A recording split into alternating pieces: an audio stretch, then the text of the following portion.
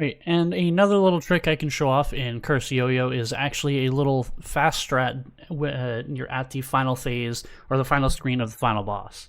Ignore the fact that the boss is only half health. I did this using some developer stuff. But normally what you're intended to do is when you're at this final hit, the 4 mega batteries go into different corners of the room, and you're supposed to use Offstring Throw to throw the yo-yo at the batteries.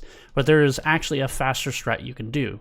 So if you jump at these little diagonals right here that the yo-yo you would throw them at, and do a jump reset off the little diagonal, you can actually make it back to this main area while still hitting the battery. So I'm going to see if I can actually do it.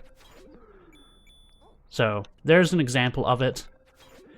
Normally, you can actually make it back without falling into the pit, but it is a faster way of throwing or getting rid of the mega batteries, because when you throw the yo-yo, you do have to wait for the return, but instead you can just do a jump reset off these little corners and get rid of the batteries that way.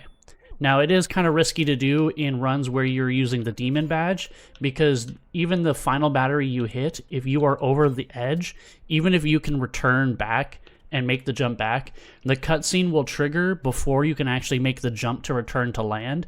And if you're at 1 HP, you will die from falling into the pit during the cutscene.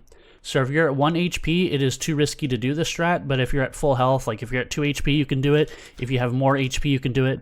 But all it is it's jumping at here, and that way you can actually reset off of these diagonal spots and return back to the main platform and not have to do the Offstring Throw to be able to do it.